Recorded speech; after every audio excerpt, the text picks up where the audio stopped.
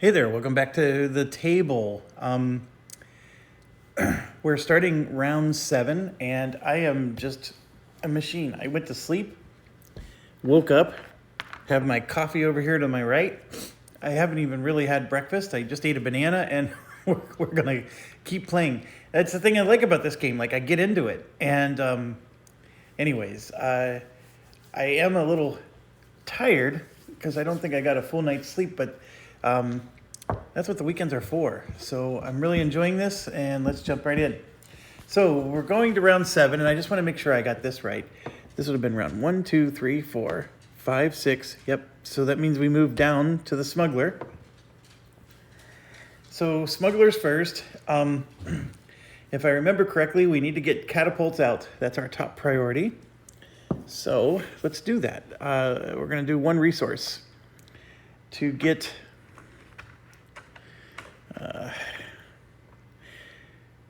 I think I'm going to get some brick. So the brick gathering under Beasts of Burden is 2, and we're going to get 4.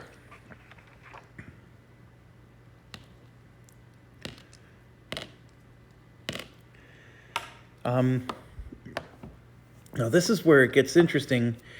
In order to build a catapult, if you recall, it takes 1 wood and 2 brick. So we're going to do that for a second action. 1 wood and 2 brick.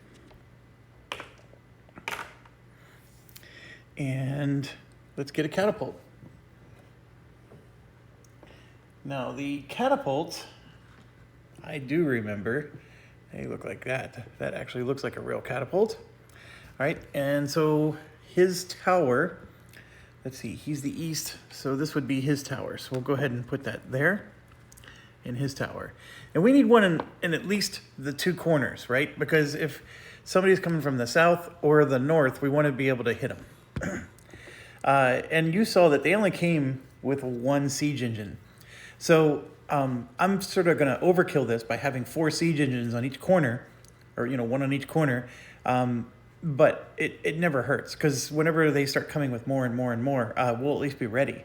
It does take a few rounds before they have a siege engine in every direction versus just the main attack direction, is what I'm trying to get at. Okay, we got one more action. As you can see, he basically only has brick and this, and I don't have any research to do. I could put down like a ditch, to start the moat, which, isn't the worst idea in the world. It does eventually need to get done. I'm very hesitant, and I think that what I'm going to do is I'm just going to grab some more wood. And I know that sounds cheesy, but now he's got a whole bunch of resources for the next time, right? So next turn, he'll be able to do something meaningful, and have plenty of resources to do it. I know it stinks, and I could give these brick to somebody else, and I think I will. I'll give the brick to the deserter to make it easier on him to make a catapult. And yeah, that's sort of our dilemma, right? Is we have to... There's just not enough resources, or there's not enough actions, right?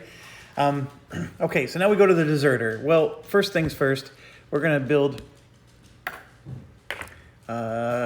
yes, we're definitely going to build a crossbowman, and we're going to get 2, right? Because we get 1 for free.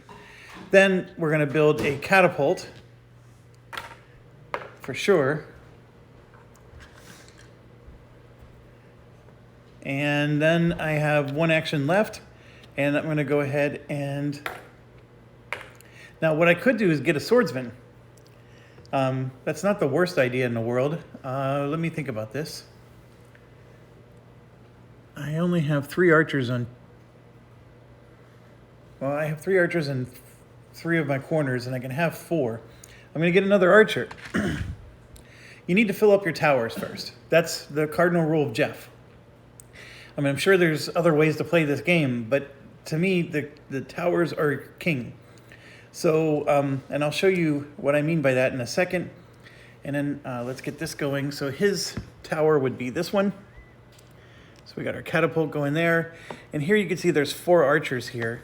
but there's only 3 here. So what we're doing is we're gonna just fill in our archers. 1, 1, and 1. Oh, that one already has 4. So we'll fill this in, and then we'll put this guy here. So now we got 4 here. We are completely full of archers. So we have 4 in each corner, and we have 4 in the middle. Now, not all of them are crossbowmen. So the way to look at this is if we continue to build archers, I'm then gonna start pushing archers to be on the walls. And here's the other thing, the deserter never built this wall. What did I do with my last action? I built another archer, didn't I? I probably should have upgraded this wall, but I'm gonna let it be for now. I'm out of actions, so gotta keep going. So now we go to the pickpocket. The pickpocket needs brick, so we're gonna go get 2 brick. I'm just gonna leave it there because his second action is he will build his catapult. Everybody's doing their part to keep the castle strong. Okay, so we got the catapult. Then we have 1 action left. I don't think there's anything I can build, but let me look.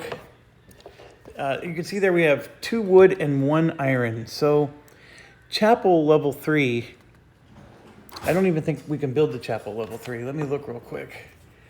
If we research masonry, that lets us build the walls and towers and the keep level 3, mage tower level 4. So we can, that's a technology, by the way, that we don't have yet. Let's look at the technology we do have. Yeah, we can build the keep level 2, workshop, barracks, mage tower, and chapel level 3 because of this construction. And the barracks level 3, that's an interesting one.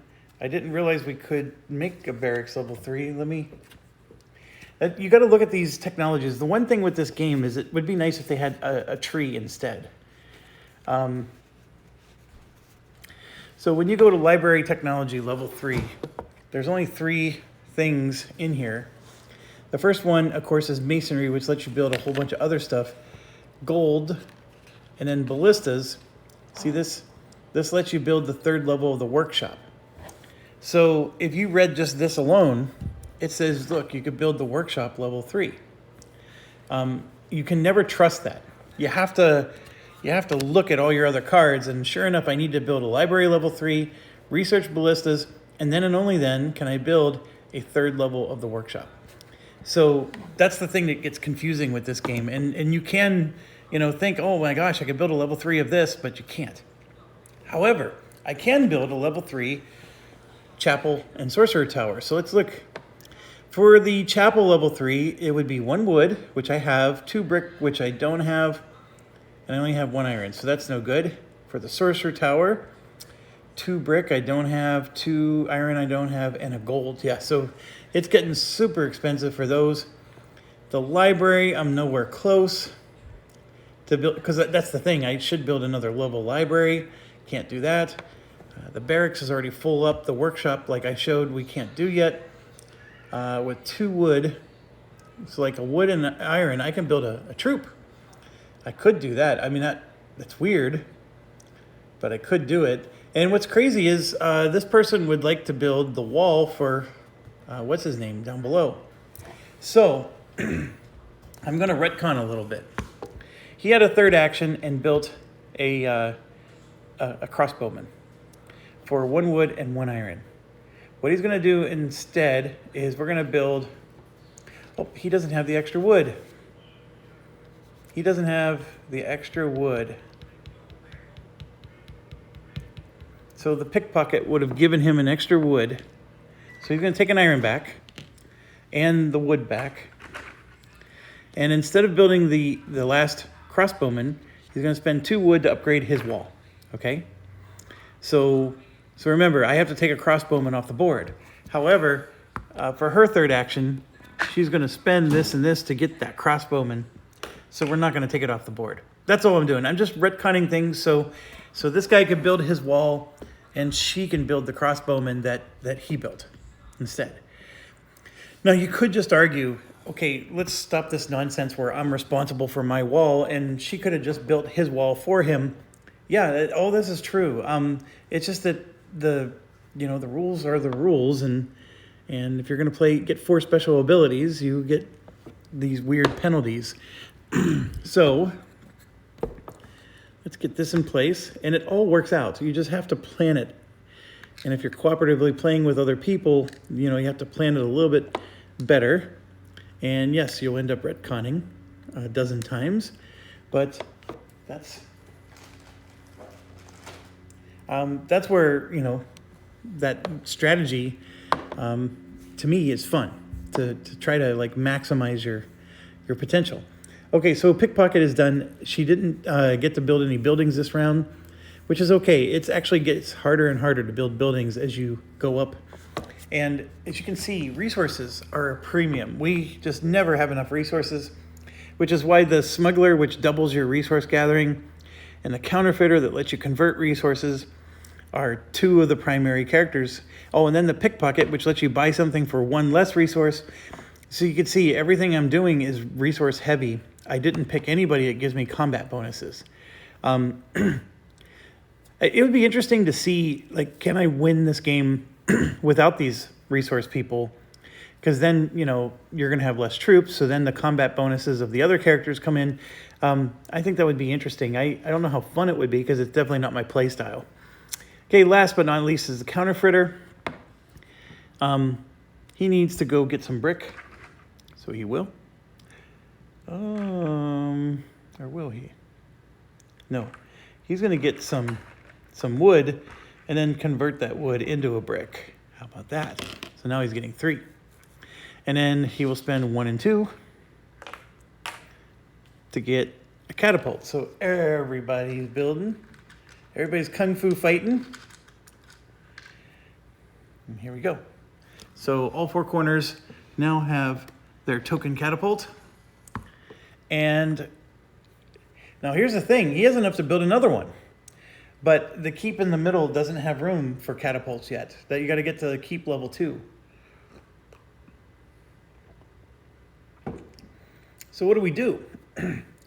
I think the answer is we get more resources. So he's going to get 3 more wood because he wants to use that to convert next round. And he can give these bricks to somebody. I don't know who. Everybody's got their catapults, but he's going to give the bricks to the Pickpocket because she always needs them to build buildings. And it's always nice to give the Pickpocket stuff. However, he already transferred. This is the thing. I didn't. He already gave stuff, I think, to the Deserter. So, yeah, he's just going to hold on to those resources for now. Okay. I move to the combat round. And that is a 2. And the 2 is the Forestman again. So we're getting a lot of Forestmen and Wolfmen. We have yet to see the Barbarians. The Beasts only came out in the first round. So the Forestmen are here, and they have low morale, very low morale. So we are round 7. The Forestmen round 7 are going to be 6 wood and 2 brick. Now, if you look at, like, for example, the Beast would have been 3, 3, and 3. They would have dropped iron. So Beasts dropped, like, big-time resources. The Wolfmen would have dropped some iron, too. And then same with the Barbarians. So the Forestmen are, like, really cheap to get. So it's 6 and 2 is all we're getting. So that was just a bad... I mean, I guess we're getting a lot of wood. 1, 2.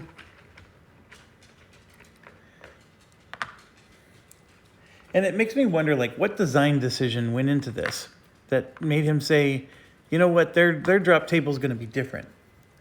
Their loot table is going to be different. And it's so random on which one you're going to get, so it's very unpredictable. I know that's part of the replayability. And you could say, okay, Forestmen, they have the word forest in their name. they're going to drop wood. I mean, I can see that. But it is interesting how everybody else gives you iron, but these ones don't. Okay, 7 for the Forestman. Let's roll for their main attack direction first. 2 means they're coming from the north. And 7 is 4, 9, and 3.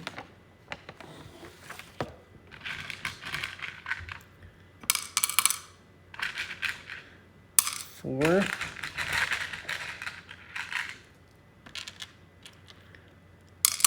3, 4, 5, 6, 7, 8, 9, and 1, 2, 3. All of that's coming from the north, courtesy of your local forest rangers. All right, but we're not done. So I know I have to do the other sides, but if you keep going over, there is 2 ballista now, and then a cover and a bridge, all from the main attack direction, but no other direction. So this is the part where it pays to have all those catapults. So we have 2 ballista coming, and then they said that there's going to be a bridge and a cover. So that's a cover, and then the bridge, I will get it out, but it's not really going to be all that necessary. I'm sorry, that's a bridge. This is a cover. Okay, bridge is pointless. It allows them to go over moats. So you can already see that moats are becoming obsolete before we even build one. And that is, like I said, that's why you don't see me build one. It comes with the experience.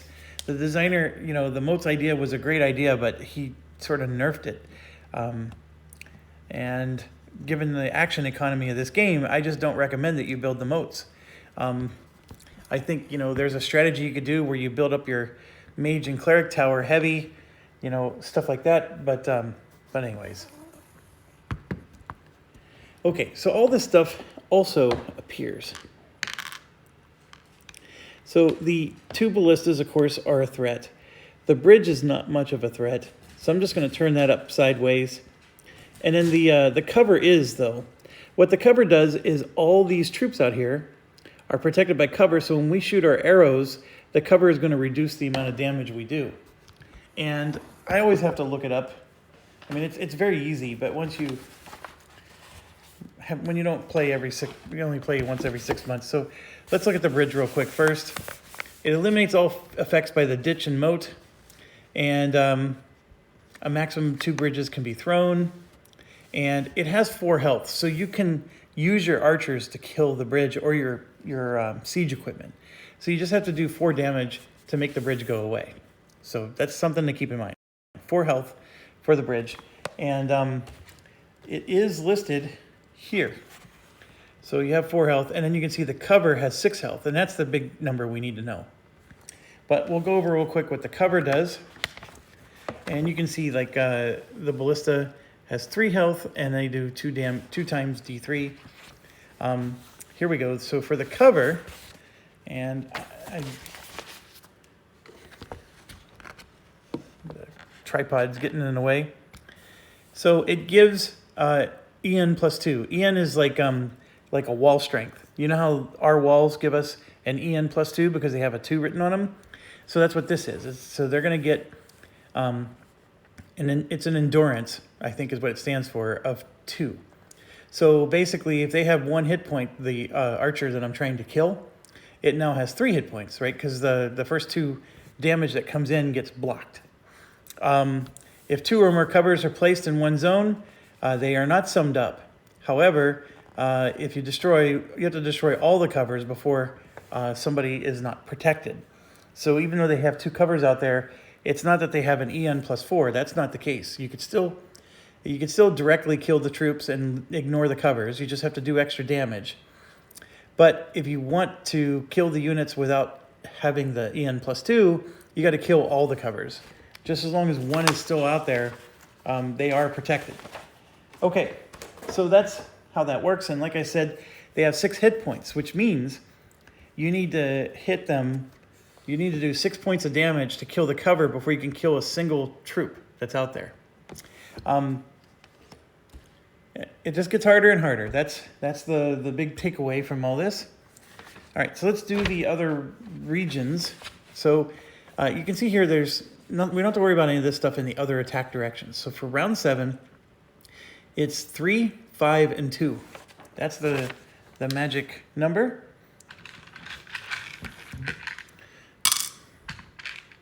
Three, 2, 1, 2, 3, 4, 5.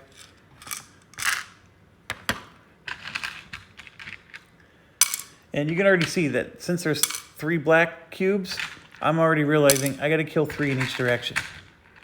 Because remember, the whole goal in the beginning of the round is to neutralize their archers.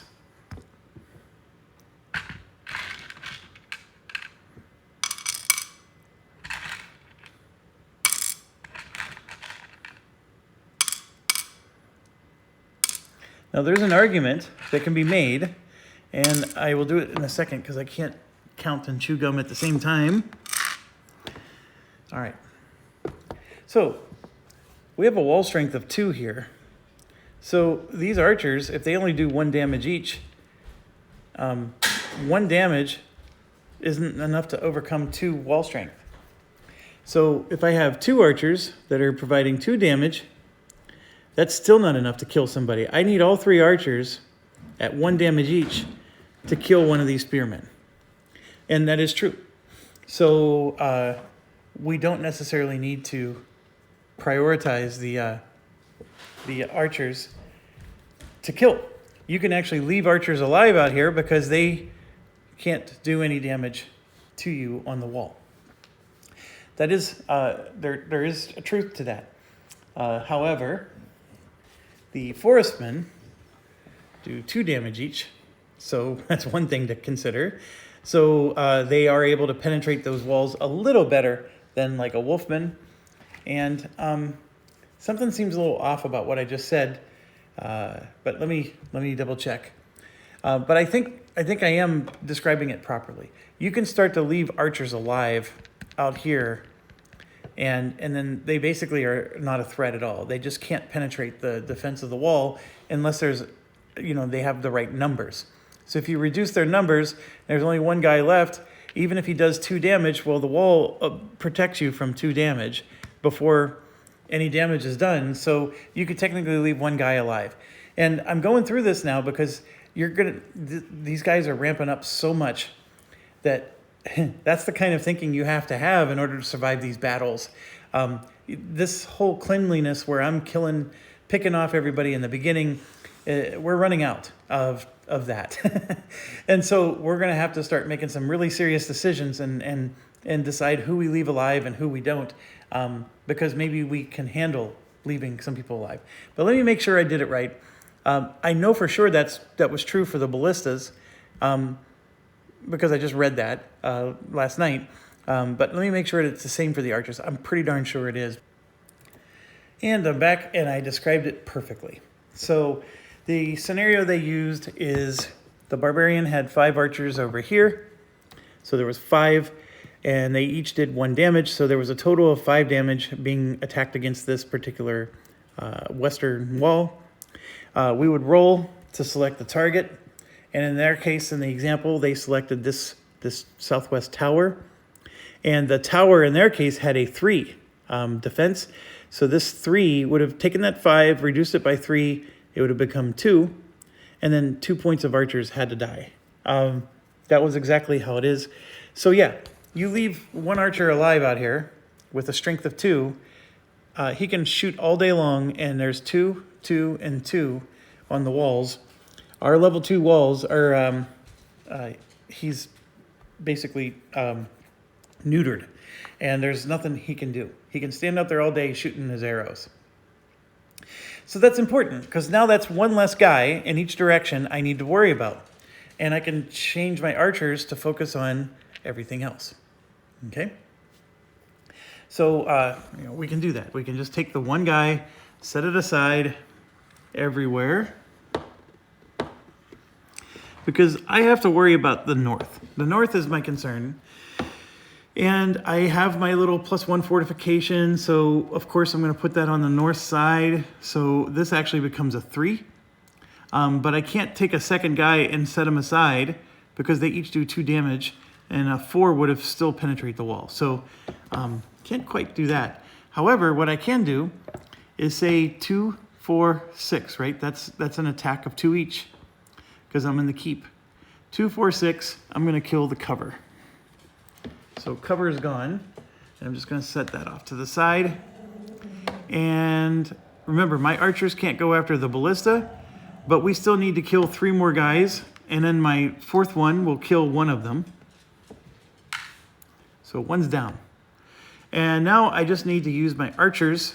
I have 4 in each corner, and I have to kill 2 in each direction. So let's say I do that. I'm going to do 2. And I'm just going a little bit off camera here, grabbing 2 from every direction. So that's 8 of my archers. And if you do a quick count, I have 4, 8, 12, 16. So I spent 8 of them. So basically half from every corner have been used up. And I will always pick the yellow half because I only needed to do 1 damage. So I still have all the blues left. If there weren't enough yellows, obviously I'm using a blue. Okay, so then what? Well, let's look at the rest of these. So for the Forestmen, the heavy footmen only have 1 health. The assassins, though, have 2 health each. So I have 2 in each direction, or 2 in each corner that are left, and they're all crossbowmen. And you can verify. There's 2 yellow, there's only 1 yellow up there, only 1, and then 2. So they're all crossbowmen. They do 2 damage each. So I'm just going to do 2, and then 2 from the west, 2 from the east. And you could say, well, Jeff, why aren't you just killing the north ones more? Because they're your weaker spot. These guys with 2 health are, they're the biggest threat, no matter what direction we're talking about. And we're going to get another round of archeries. So I think we're going to annihilate these people, to be quite honest. This is not even a battle right now. So then we go to their range attack go. They don't have any. Oh, imagine that. And then our siege machines get to go. So let's look at the catapults. How does the catapult work? Well, our catapult is a 3 plus a D3. So no matter what, we do 3 damage, and then we add a D3 to it. Their ballista only has 3 health, so we don't even need to roll. So 3 plus D3 is an automatic kill against the ballista. So I have a catapult there and a catapult here, and guess what? That kills 2 ballistas. So just like that, ballistas are gone. Now, I still have 2 more catapults left, and this is where, I guess, yeah, we could have thought about this a little bit better. My catapults could have killed their assassins. So I could have left 1 assassin here and 1 assassin there alive, and then killed the assassin that you see up there. But I wasn't that smart, was I?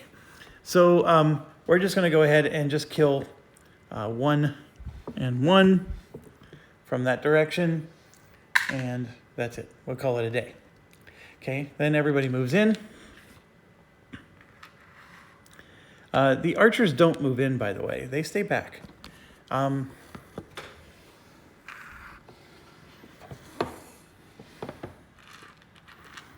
of course, everybody moved in up there.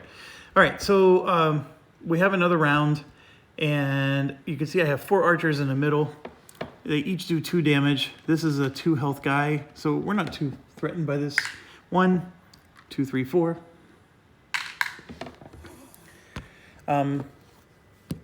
Our cauldrons. So I have 1, 2, 3, right? 4, 5, 6, 7 of my archers. And everybody else is already accounted for. So that's a win. And remember, I have 16 archers. I only use 7. So, 8, 9, 10, 11, 12, 13. I mean, if you wanted to, Technically, these guys are out here, so you do have to, like if you don't want to go to round 2, you got to pick these off. But you can see that they're not damaging us. And it's a win. Whether they run away or don't run away, the cauldrons and everything are going to kill them.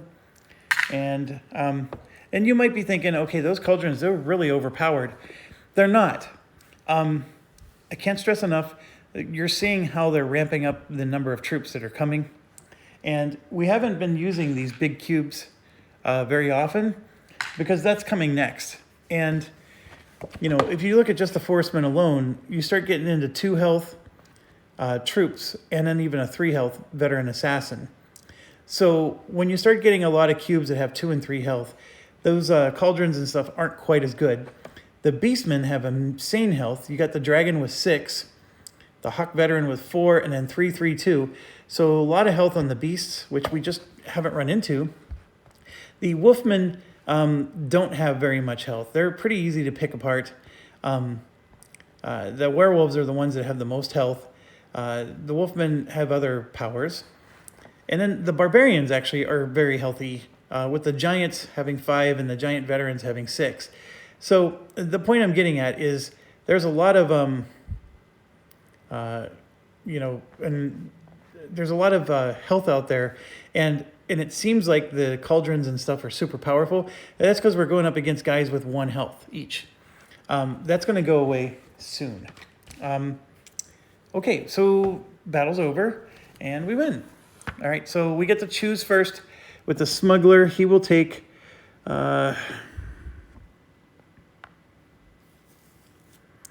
he'll take a wood. The Deserter for sure takes a wood. The brick goes to the pickpocket. In fact, we're just going to let the bricks go to the pickpocket. Like so. All right, so everybody got some wood and pickpocket got some brick. Okay, so that brings us to round 8. 8 out of 20. And the first turn marker goes to the Deserter. And sure enough, the Deserter, for the first action, will spend 1 wood, 1 iron. And this time we are going to get 2 swordsmen. 2 very misplaced swordsmen.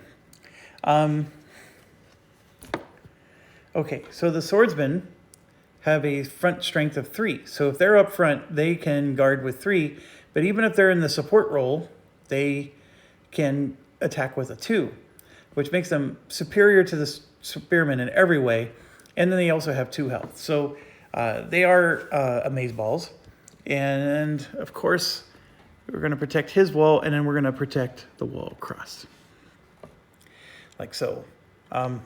Okay. I can't build... I can't research anything. I can start putting down moats. But more importantly, I need to get resources so we can build more buildings. So I'm going to spend my next 2 actions getting stuff. And I'm going to get some... And whatever I get, I'm going to transfer. So I'm going to get wood and wood. I'm just going to keep 1, and I'm going to give 5 to the pickpocket. So that's his trade for the round. Because now it's the pickpocket's turn. Pickpocket has all this wood and the brick, and we're going to spend this to get 2 iron. Let me make sure that that really is what we're supposed to get. Yep, we get 2 iron. Okay, so now the pickpocket can build something. And I think we want to get that library going. Yes, it's nice to get these going. I don't disagree. But we need to get the library going because you can see we have some lulls where we could have done some research. So library level 3 is 5 wood, 3 brick, and 2 iron. And you can see I'm 1 brick short. But I do have the 5 wood.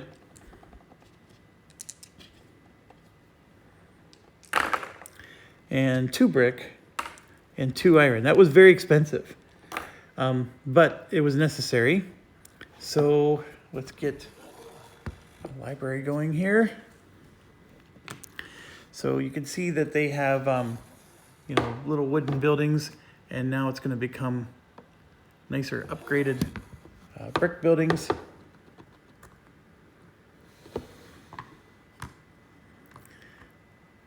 And then while I'm reaching for the bag, I will let you admire the town that we are building. I've not played too many games that use this concept where you put these like overlays on. I think it works. I know some people aren't that impressed with it. You know, it's not the same as having, you know, a three-dimensional something, but it does work. And the artwork is decent enough that I enjoy it, but it's very dark. Like for my eyes, I have a hard time reading some of the stuff that they do because it's all dark on dark. But anyways, level 3 library, and we went over this just last round. That only unlocks 3 technologies, but one of them lets us build the 3rd level workshop, which is something. And then the goldsmith is something else that we need to try for.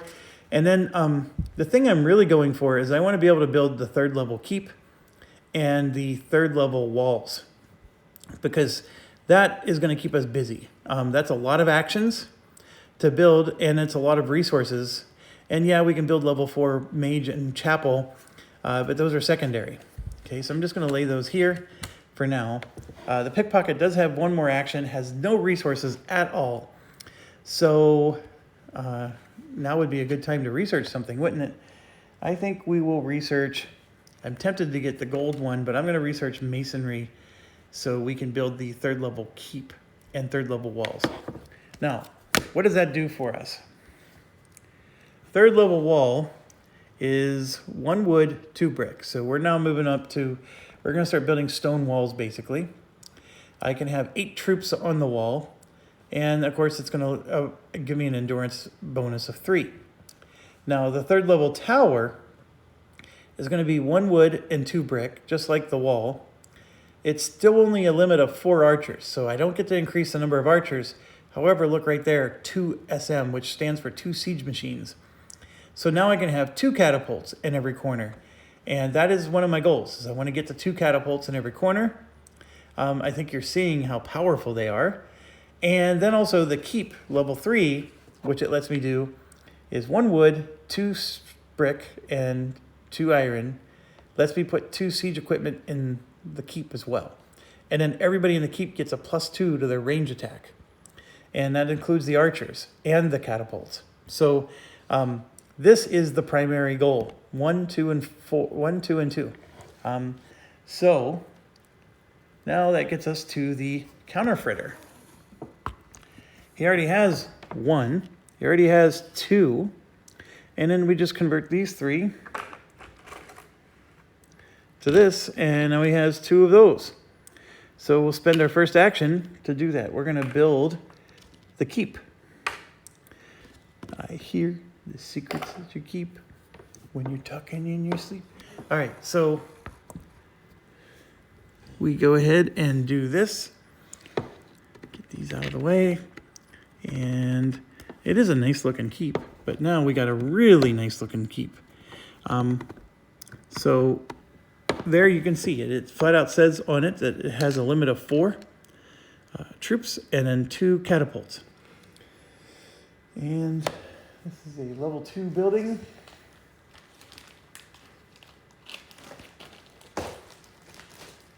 Okay.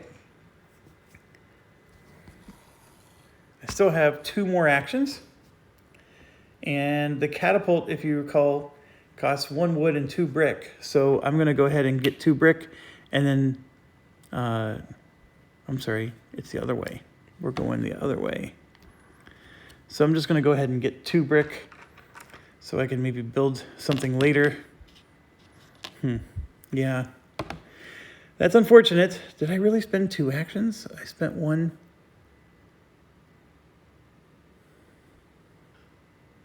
I don't remember getting any resources. I had everything I needed. Oh no, you know what? They go on, because he's first. So we went on. Boy, did I brain fart this or what? So going back to the pickpocket. The pickpocket gathered resources and then built the 3rd level library, and then they researched something. So all 3. This one was, we used the Counterfeiter's ability for free. We built the keep. We still have 2 actions left. So one of those actions was to get the bricks, and then one is I'm going to build a catapult. There we go. I'm cooking with Pam again. All right. So the catapult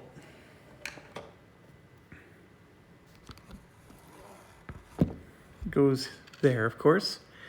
And this is one of those things that when we start upgrading catapults and stuff, you're just going to destroy whatever you had.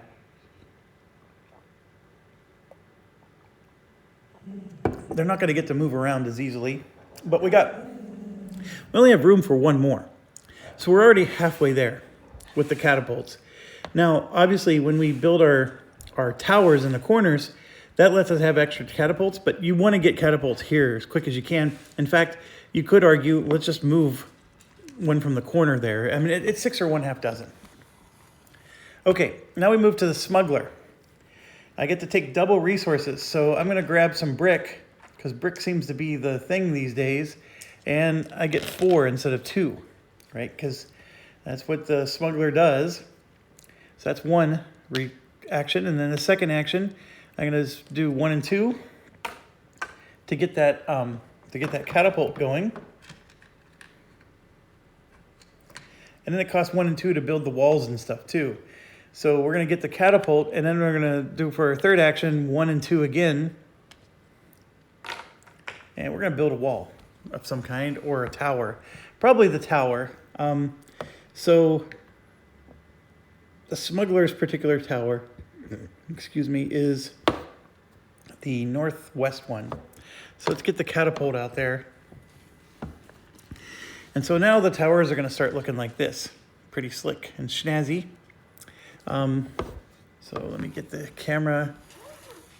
I have to be careful because the tripod bumps things around. Here we go. So move that out. Put this in. And archers transfer. As you can see, we now have 1 room for another catapult. This 2 is no longer needed. Thank you for your service. And I'm realizing I have a component misfunction. 1 second.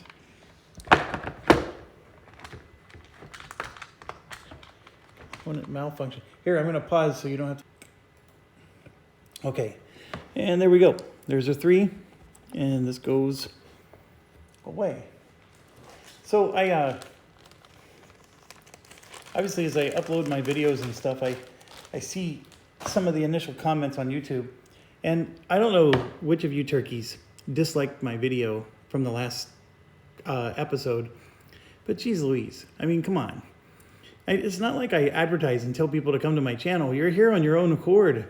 If you dislike something, at least tell me why. But anyways, it is what it is, and there's a 3, and we're moving on. Okay. So we move to the deserter. 1 action, of course. No, we're back. That's the end of the round. So he was the first to go. So we're ready for the battle. We got 2 technologies left. Let's roll. Autobots, roll. Oh, we get the Beastmen. This is going to be interesting because the Beastmen only come from one direction. They're an 80s band, or was that a 90s band? Doesn't matter. They're one direction.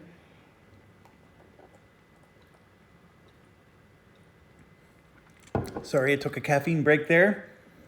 And so let's roll for that direction. And I rolled a 5, which that was, I think, the east. And I am correct. That is the east. So they're coming from the horizon. And so this is the only side that we're going to get troops. Because the beasts are always congregated. That's their thing.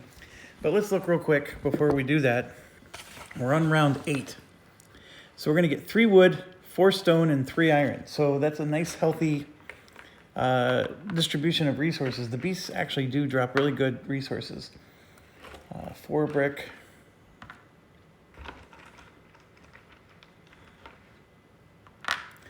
and 3 iron. Now there's difficulty modes in this game. It has like, we're doing like level 1 difficulty. There's a level 2 and there's a level 3.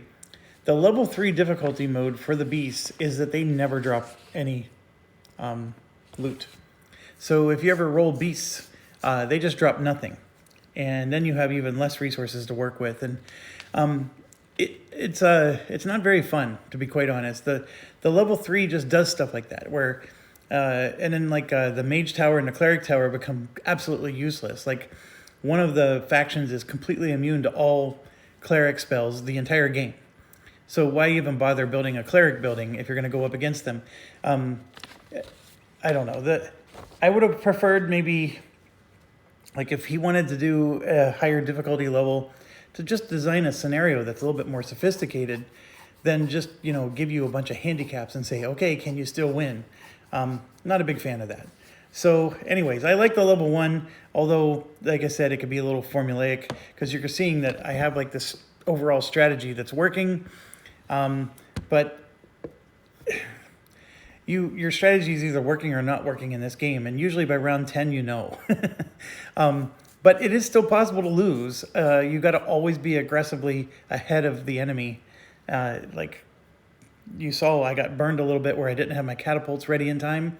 Well, pretty soon I got to upgrade my catapults to the next big thing because these catapults won't be enough to kill what's coming next. So anyways, don't mean to belabor it. Round 8, we're going to get 9 giant spiders, 4 giant hawks, and 4 spider veterans. So 1, 2, 3, 4, 5, 6, 7, 8, 9. 1, 2, 3, 4. And then the spider veterans is also going to be 4. 1, 2, 3, 4. So that, of course, is all coming from the east. So I'm going to move this down.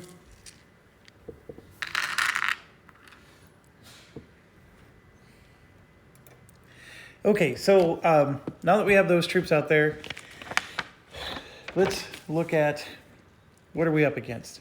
So we're doing beasts. There's no more wolves. We have giant spiders that have 2 health, do 2 damage, and remember they jump over moats, stuff like that. The hawks, it's called the giant hawk. They have 3 health. They do 5 damage, and they also do 5 damage in support. So the hawks are awful. They are enemy number 1, so they have 3 health. Then we have spider veterans that also have 3 health. So a lot of really high health guys over here. And I'm realizing that it looks like I forgot to take these away from the last battle. So 1, 2, 3, 4, 5, 6, 7, 8, 9. Yeah, I forgot to take those away. So there's not quite as many guys there as it shows. And the good news is they have no archers. The bad news is our archers take a -1. So every archer that we shoot has a, sorry, my dog's playing, has a -1.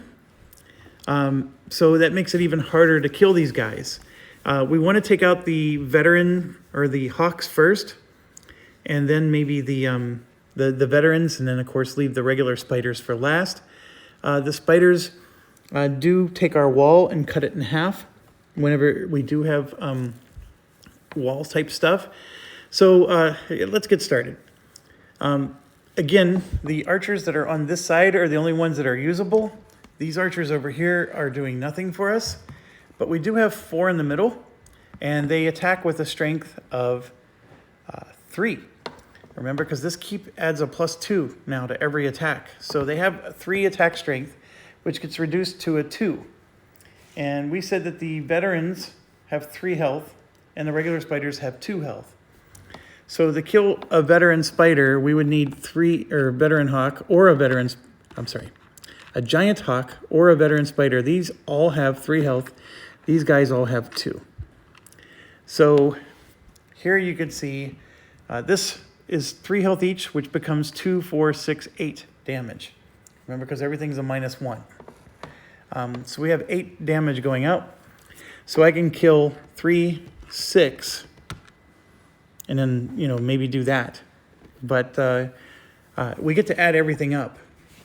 So let's do that. So 2, 4, 6, 8. This is just 1 for 9. Actually, let me think about it. Yeah. So you can combine attacks and then only have to reduce that by 1. So, for example, I can make this. This is actually 6 damage, which becomes 5 damage if I want to combine them together against 1 unit. So that's the part you got to be careful about. I'm not trying to necessarily kill 1 unit.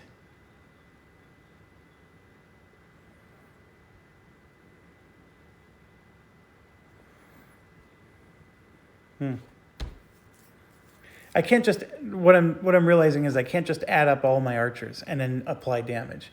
It doesn't quite work that way. Because if I did, then these yellow ones don't do any damage at all.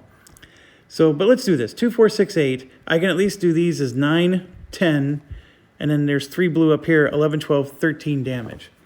So 3, 6, 9, 12, and I have 1 damage left over. Now these yellow ones I have to add together, because otherwise this would be a 0 and a 0. But I can add these together for 2, and then it gets reduced to 1. So that's 1 damage. And remember, there was 1 blue damage left over. So this would become a 2. And then that yellow one over there can be added to it to make it a 3. So we can kill one of the spider veterans. And I apologize if that map was a little too quick. But basically, you just add them together, 1, 2, 3, and then it gets reduced down to 2. So these 3 yellow archers, effectively, if you add them all together, become a 2. And then there was 1 of these left, which is 2 more for 4. And then that's enough to take out a 3 health thing. So that's what I did. Okay, and then we get to do the catapults. And remember, the catapults are 3 plus whatever you roll. Now, the catapults also get a -1, but since it's 3 plus whatever you roll, you're going to roll a minimum of 1. So you're going to, a minimum, do 4 damage, and this guy has 3 health. So we have 2 catapults, 1 on this corner, 1 on that corner, so it's going to kill 2 guys. Done. Then we have 2 catapults in the middle, and these get a +2, which cancel their -1. So... So technically, it's these are 3 each. A minimum roll of 1 becomes a 4, and then it gets 1 more. So they basically do 5 damage each. So there's no need to roll or anything, because remember that you can only kill 1 for 1. So we're going to kill 1 and then 1. Then everybody moves in, and we go through the archery phase again. So these 4 guys, we already established, do 2 damage each. And so they're going to kill 1, 2, 3, 4. Now the crossbowmen only do 2 damage each, but it gets reduced by 1. So this is going to be 2 damage. So what you could do is you could do this one is 2, and then this one is 3. -1 becomes 2, so it kills 1. So these 2 together will kill another one. Then a blue and a yellow up there will kill 1, and then you have 2 blues together, which will kill the last one. So we wiped out the beasts pretty easily. And my kids are playing with the dog, so she might bark, but we'll see. Okay.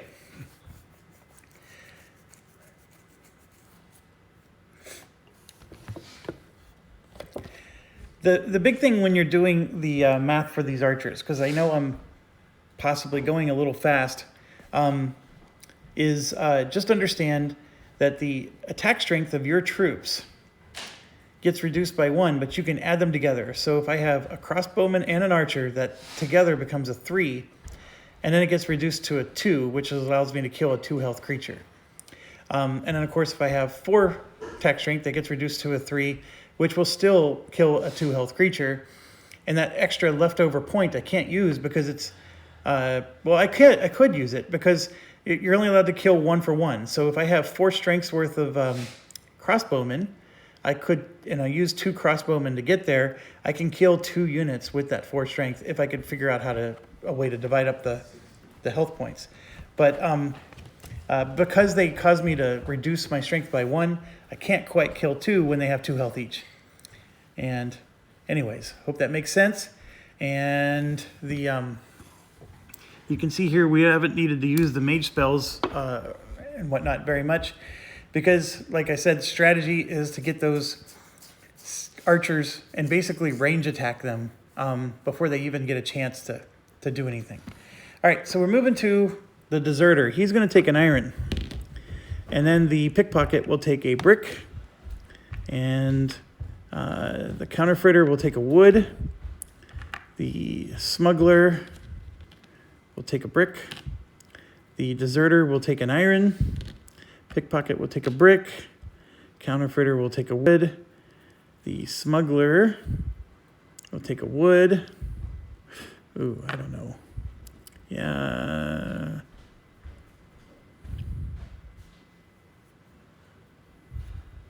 Yeah, wood, and then iron, and then brick. Like so. I'd probably maybe sort of switch that around. Yeah, we're gonna switch. No, we'll leave it be.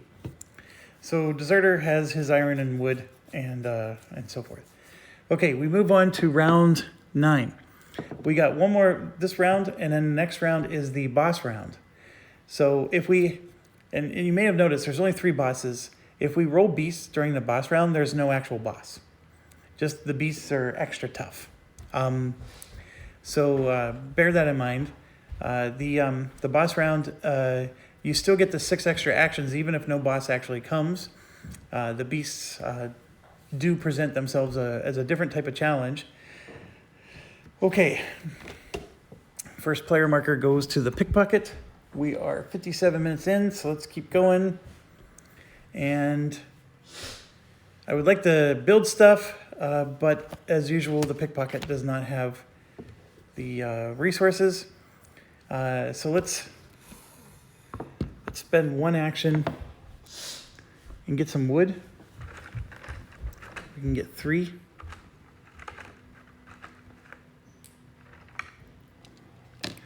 And then 1 action to build a tower, which is going to be 1 wood and 2 brick. And yeah, I don't think we're going to be building any buildings this round.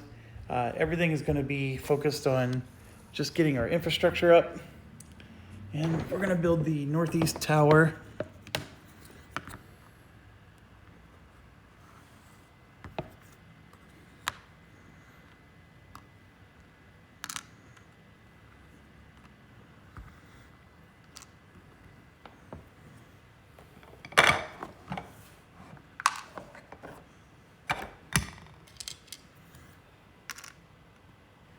And boom.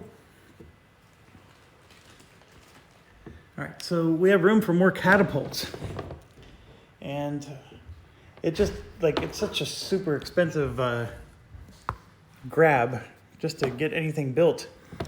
And I have 1 research left, and I'm actually going to use it to research a technology.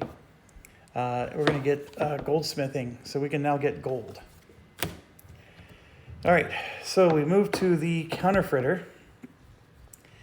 And he will spend 1 action to get, this is interesting. So the Counterfritter already built his tower, so he's a little ahead.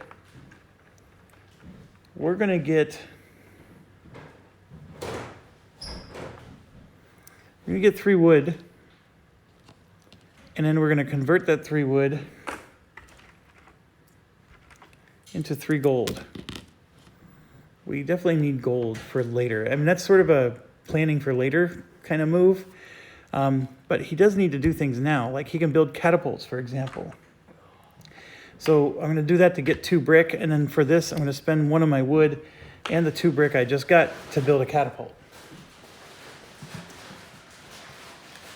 So now we have a second catapult up in that tower. Okay. And 1. All right, I'm back. Trying to remember what I was doing. Oh yeah, I built the catapult. So we're good to go there. Now we move to the smuggler. Remember, I get to grab double resources. So I'm gonna grab 4 brick. So that's 1 action, and then I'm gonna build, let's see. He still needs to build, so we're gonna build his tower and then a catapult.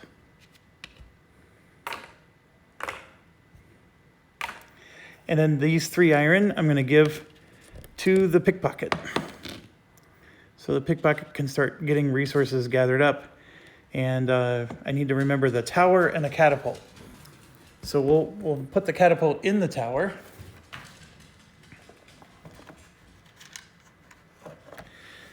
But we got to finish the tower first. And you're noticing I'm doing the walls last. It's largely because since my strategy is to attack with the range attack, the walls are secondary in importance because my goal is to kill them before we even need to use the wall. And so far that has worked out. We do hit a limit where this strategy is not going to be able to kill everything. But it does last for a while. You can get pretty far with this strategy, which is why I like it.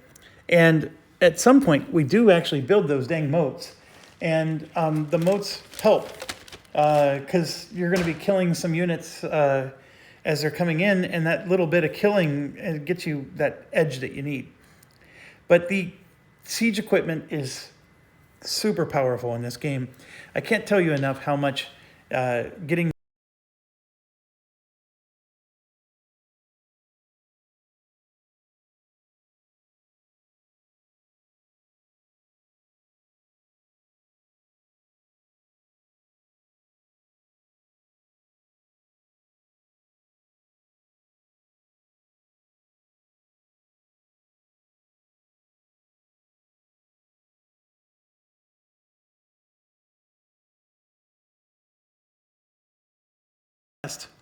which, you know, right now it may seem silly, but if one of these critters actually did get by our archers and our catapults, I'm going to be very grateful that they're there. Now, here's my problem. I need bricks. And the smuggler already gave his iron to the pickpocket. And I'm going to take that back because the pickpocket doesn't need the iron right this round. And he needs the bricks this round, though. So he's going to use one of his actions to build his tower. Because he's got to get that tower up. It's not enough to build the catapult to go with it, but he can at least get the tower going. And that's a huge step.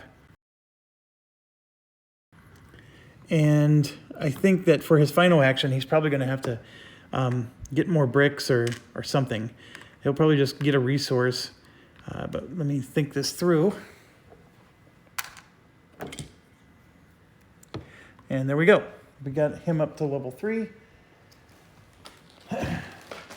All right, so the deserter, for his final action, is actually going to research ballistas. Oh, no, he's not. He's going to get resources. He needs resources, so we're going to get 3 wood for the deserter. Because he always needs a recruit, and so having the resources is going to help him. Does he need brick? No, because somebody else can hire the ballista or the catapult. He doesn't have to be the one that does that. He did have to be the one to build his tower. And he is going to have to build his wall, so he'll need brick for that. But anyways, I'm pretty happy with this. And so we move on. Who are we going to be attacked by? We have a 3. So again, we're not getting any barbarians. This time it's the wolfman. And the wolfman for round 9. Remember, they never drop any gold. And starting in round 10, the Forestmen do drop gold. The beasts don't drop it until 12, and the barbarians don't drop it until 13. But the wolfmen never do. But we're on round 10, or 9, I mean. So it's 7, 3, and 3 is what they do drop. So That's a healthy amount of resources. So there's 1, 2, 3, 4, 5, 6, 7, 3, and 3. Okay, so the Wolfmen, their main attack direction is always the weakest. So that's an interesting dilemma. All 4 towers are up. So who has the lead? There's 3 yellow archers on this side. There's 3 yellow archers on that side. There are 3 spearmen here and 3 spearmen there, but there's only 2 spearmen on the east and west. So the east and west are the weakest. And I think they are actually equal strength otherwise. They have the same level walls, same level towers, and the same number of each type of troop. So it's a 6 or 1/2. So we're going to do even for west. So they're going to attack for the west as the main attack direction. And it's the Wolfmen, round 9. So here we go. They're getting 7 javelin throwers or archers or whatever these are called. 1, 2, 3, 4, 5, 6, 7, and 10. 1, 2, 3, 4, 5, 6, 7, 8, 9, 10. 5, 6, 7, 8, 9, 10. And then 4 werewolves. So the gray are spearmen, by the way, and javelin throwers. 4 werewolves, 1 javelin thrower vet, which is a giant black cube. 2 warrior veterans, which are big gray cubes. And then 1 battering ram, which that's interesting because the battering ram only goes against the gate. So the battering ram does come out, but it's going to show up. Here we go. There's a special token in here. Looks like this. That's the battering ram. And there's only going to be ever 1 battering ram, I think, because there's only 1 of those. And it only always goes against the front gate because the battering ram pounds in the gate. So it's going to come from there. Even though this is their main attack direction, gets all the troops, the battering ram goes there. So then the ballistas, and it's starting to happen now. So that round where it looked like we were just, kicking butt is starting to diminish. They're going to get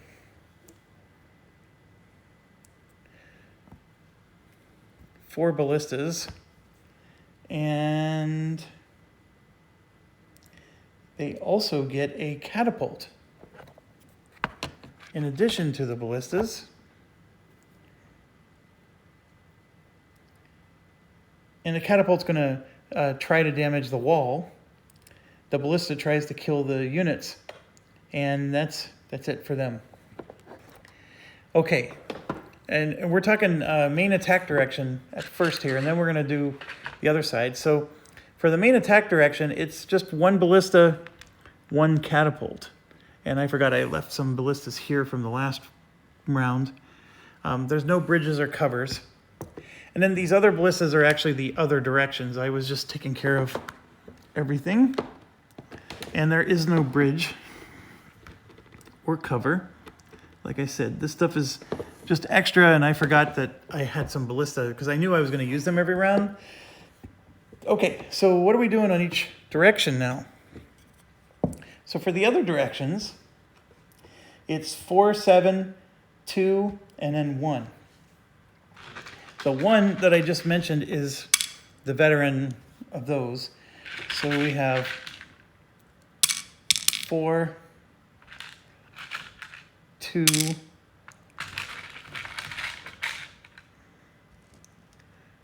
3, 6, 7.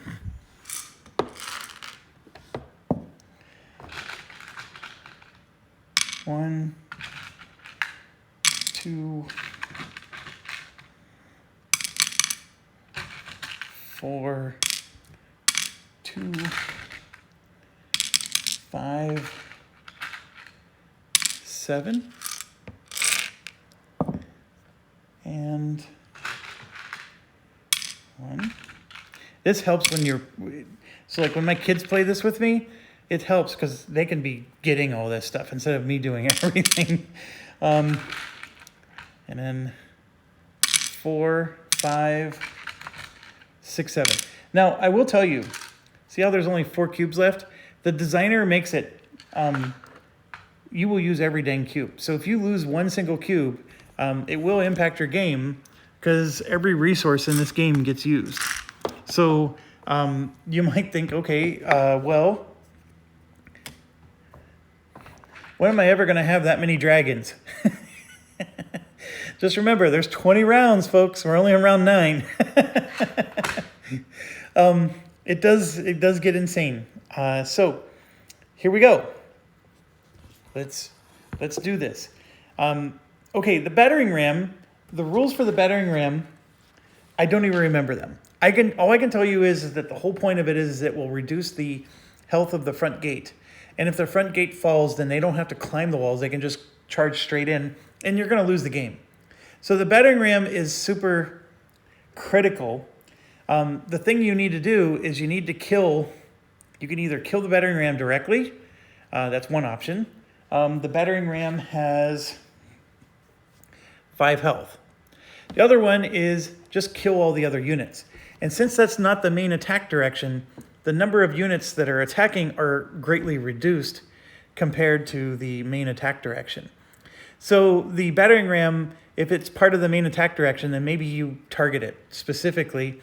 Otherwise, maybe you don't. I mean, there's a lot of play in this game in terms of strategy, but just understand you don't want to ignore it. And I don't remember the rules for it because I always just kill the thing. And I can't even remember the last game I played where the Battering Ram actually was able to do something. So that's just me just giving you a thing. And then only the Wolfmen use Battering Rams. I'm sorry, I apologize. The Barbarians use them too. So the Forestmen don't use Battering Rams at all. So, and neither do the Beasts. All right, so we go to the Archery Phase. Let's take a quick look, refresh ourselves. We're up against the Wolfmen. Next time I'm going to make this 1, 2, 3, and 4, by the way.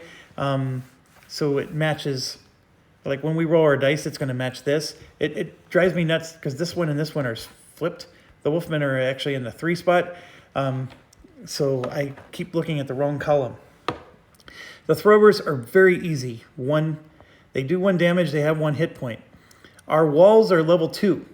Our towers are level 3. So if they ever, remember, they select based on a die roll. If they select the wall, we can leave 2 guys alive. If they select the tower, we can leave 3 alive, and they don't do any damage to us. We don't know which one they're going to select, so let's just assume it's going to be the worst case scenario. So we can leave 2 of these alive because we have a level 2 wall, all directions. So we can ignore 2 of the throwers. The thrower vet is 2 damage, so we need to take him down, but he's still just 1 health. So easy peasy. The spearmen are 1 health. The spearmen veteran are 2. And then the werewolves are 3. So they're probably the largest hit point threat that we have. Okay? All right, so let's get cracking. We have 4 archers in the middle, and those 4 archers do 3 damage each. Even though they're level 1 archers, they get a +2. They do 3 damage each, and oh, look at that. 1, 2, 3, 4. Boom. All 4 of those are dead. So now we have 16 archers around the edge. And remember we said we could leave 2 of these guys alive. So we have 1, 2, 3, 4, 5. I'm using 6 of the 8 archers that are facing this direction. That's a lot of them. So let's make sure I have enough to do the rest. Here, I have 4 and potentially 2 more. Let's just assume it's 1 more. So if we leave 2 alive, oh, look at that. I only need to kill 2. So that's pretty easy. So yeah, we're gonna kill 2.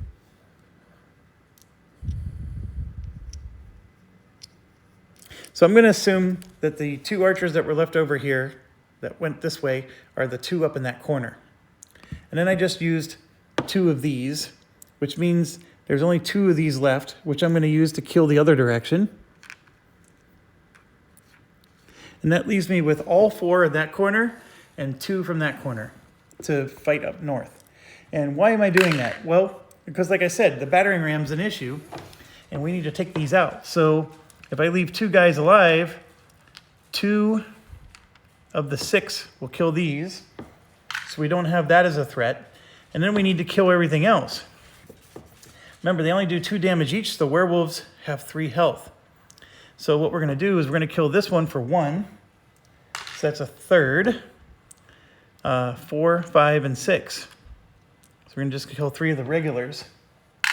And remember, they come in with the battering ram. So we have to kill the rest of those guys in the next phase. Okay, so again, I apologize if the math is too fast. The archers can only kill 1 for 1, so even though the crossbowmen do 2 damage, if it's only a 1 health guy, that's all I can kill is just 1 guy. I can't stress that enough. The werewolves have 3 health, so the reason I didn't target the werewolves is because I would have had to combine archers to kill them, and I wanted to just kill as many cubes as I could. And I left 2 guys alive because they only do 1 damage each, and even if they combine their strength of 2, the wall is a 2, so these guys can never penetrate the wall, and our troops are 100% safe. Okay, so that's the next piece. All right. So with that said, their archery phase happens, and like we said, their archers do nothing. Doesn't matter where they target. It's not even worth getting into. They can target the left, the middle, or the right. It's not going to do any damage. And now we get to the siege phase. So this is the part where we have to be really careful. I have 2 in this corner, and remember they do 3+ damage, 3+ whatever you roll. So the ballista has 3 health, and so does the catapult. So our catapults do 3+ D3. So we automatically kill whatever we hit. So this catapult will kill this ballista. So that's not an issue. And then this other catapult here will kill that ballista. So these 2 in the corner took out the 2 directions. This one in this corner will take out the catapult. And then we got 2 up there in that corner. One of them will take out this, the catapult, the ballista. They're both gone. From this corner, we had 1, and then 1 from there. And then we still have that corner and this corner, so there's 2. So we will take out 1 ballista, and we will take out a 3 health guy, because it does 3+ whatever you roll. So we can do that. We can use them to kill units. So next, I still have 2 catapults in the middle. So we're going to kill him, a werewolf, and then 1 more. And you can see what I'm doing is I'm ignoring the battering ram. I'm just going to kill everybody else. But I'm actually not going to kill 1 more. I think we have enough to kill those. Instead, I'm going to target like a werewolf somewhere. So we're just going to target a werewolf somewhere else, like this one, because they're perfectly 3 health. And so, and the catapults in the middle actually are doing 5 damage, so they can take out some pretty big stuff. Okay, so now everybody moves in, except for the archers, of course. This main attack direction is a big concern, and so are some of these. And now we got to use our archers again, and these 3 health guys are going to be problematic. We have 4 archers in the middle. They do 3 damage each, so we're going to take out 1, 2, 3 wolves. because just one shot from each of these kills those 3 wolves. The 4th archer is just going to help out against the main attack direction, take out one of the veterans,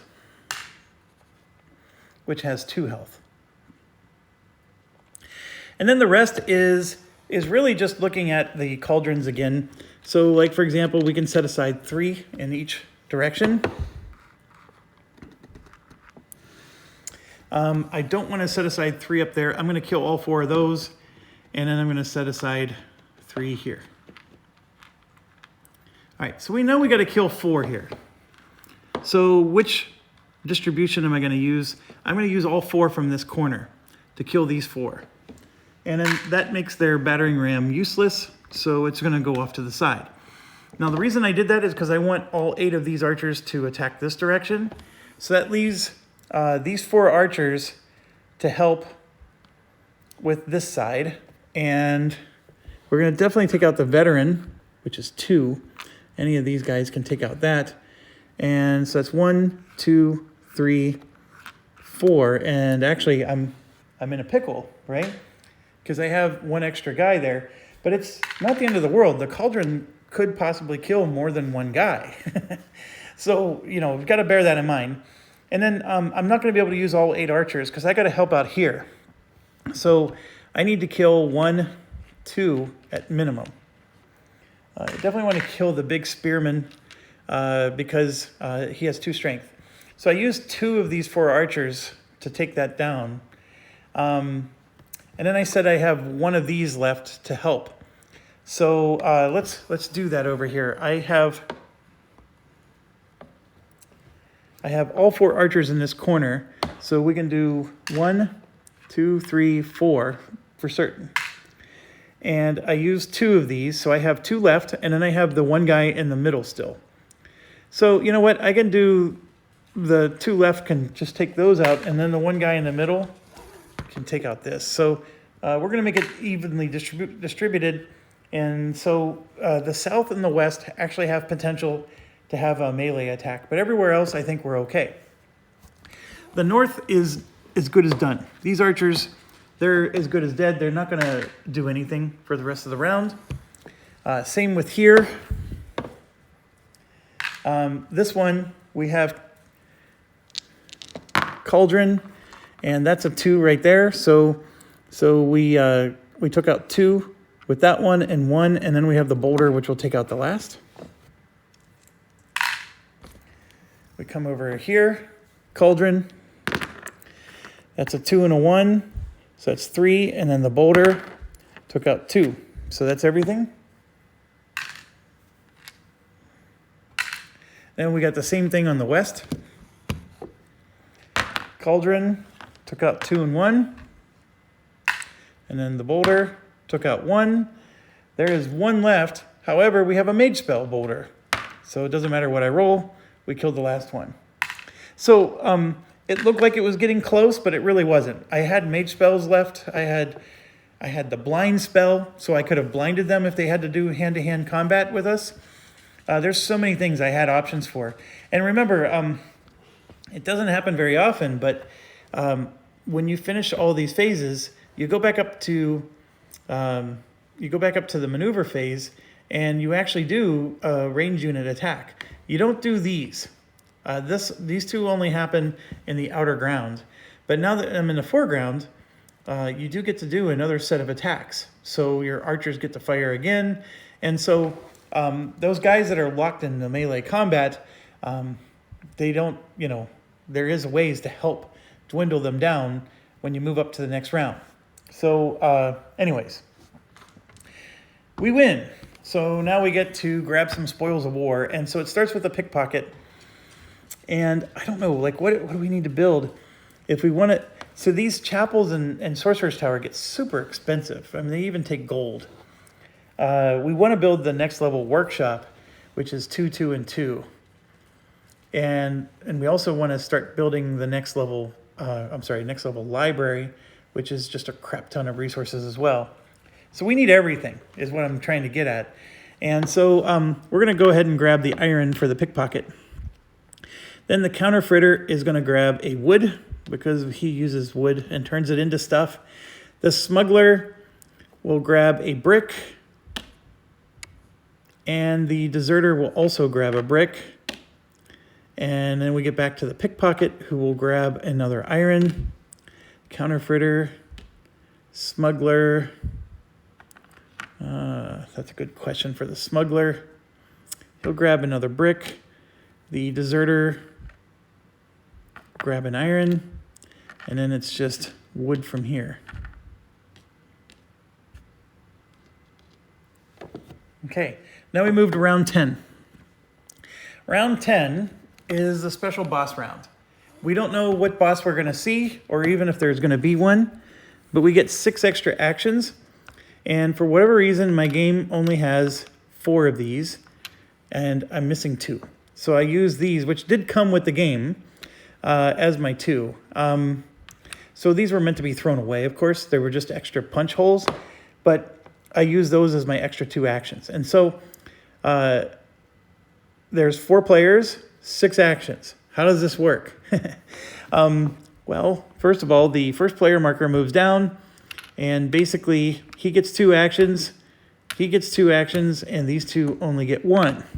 So they get bonus actions that they can use as part of their turn. And so Counterfeiter goes first, and basically he's going to get to do 5 actions this round. Now, one of the things I will tell you is that this is a great time to get that moat going, because you have to spend actions to build that. It's also a great time to do research. I mean, there's so many things, but we want to get our walls up, and we're actually really close. We have almost all the catapults that we need built. We have almost all the walls going. So it's more of a matter of, what do we want to do? How do we want to do it? Kind of question. So for the Counterfritter, first thing he's going to do is convert 3 of these into something. And I think what I'm going to do is I'm actually going to get brick.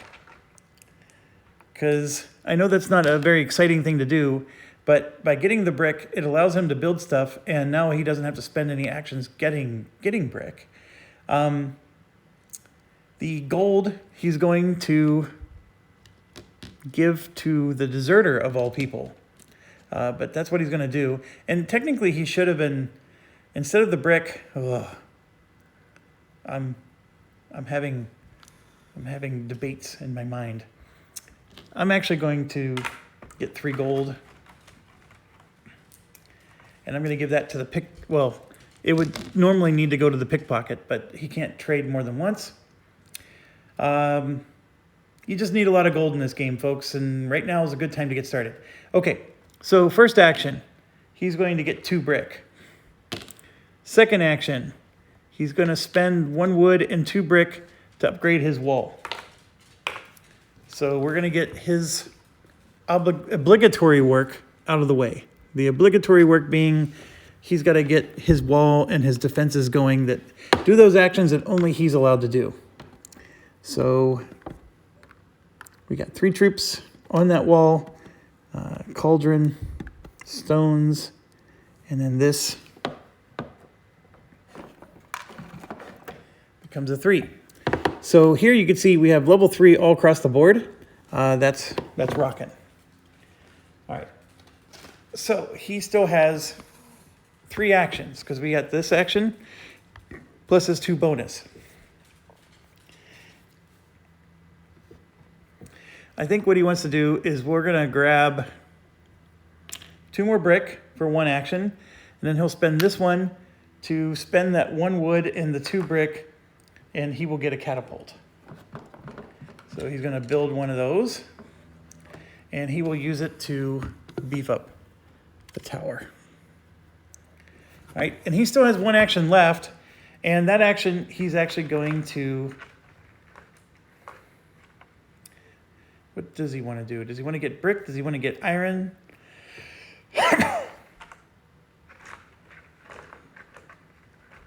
He's going to get 3 wood because he can always transmute that later. So his bonus actions are done. And I'm just going to move them up here and replace the black discs. so they're less confusing. Okay, so Counterfeiter's done. Now we move to the Smuggler. Smuggler, again, has 5 actions. And for the Smuggler, he's going to get 4 brick, because he's going to get double resources. And then he's going to build for 1 wood and 2 brick his wall. And he's the east wall.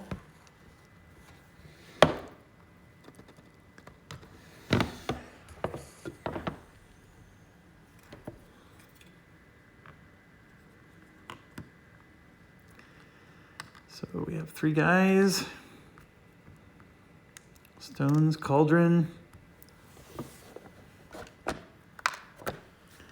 And level 3. Okay, so he still has a lot of actions left. Next one, he's going to get a catapult.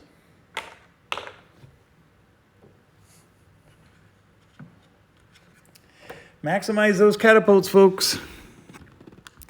What I probably should have done, though, is because we're getting everything in place to build the workshop level 3, is we can get ballistas then. And I think maybe I built too many catapults, because the ballistas, what they do is they split their attack. So they do a D3 times 2. So, but the ballistas can attack multiple units. So remember, catapult can only kill 1 unit. The ballista can kill 2 units. And I think I may have gone too far with the catapults. So like I spent all these actions building catapults, so now I'm going to build ballistas and have to destroy catapults because there's no room for them. And I think ideally you want to make it so you have 1 catapult on every corner, and then the second, so basically you're going to have 1 catapult and 1 ballista on every corner. That's what I'm thinking is the ideal situation. I didn't do that. I put a catapult on every corner instead, and that might actually come back to burn us. Now, as we go up in the food chain here, you can see here that after the ballista is the onager, which is like the catapult on steroids. So the onager is a 5 plus a D3. And then the ultimate one is the bombard, which is a 2 plus D3 times 2. So they automatically do 2 damage. You roll a D3, and you roll D3 twice. The bombard, I believe, can take out multiple targets, just like the ballista could. Let me make sure.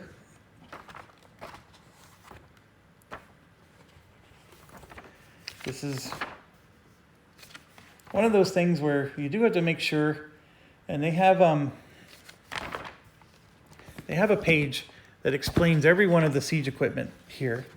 So you can see that the ballista allows for 2 attacks on 1 or 2 targets. That's what it says.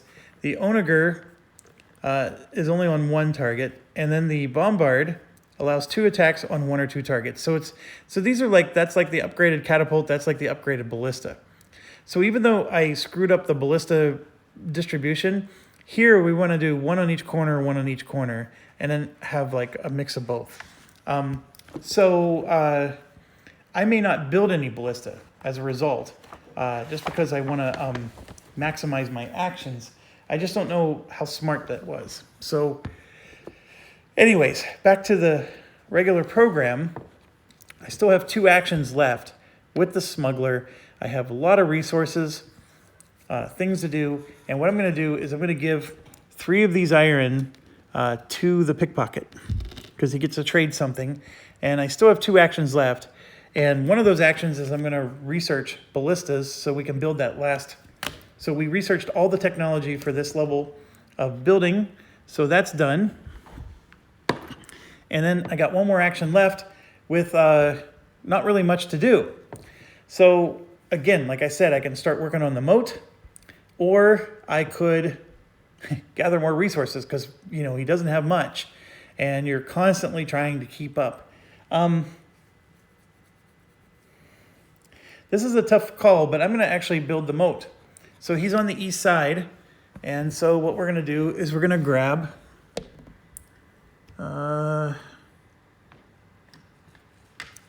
Now, you don't get to build a moat yet. You have to build a ditch first. So he will build one ditch. So it's one action for one placement.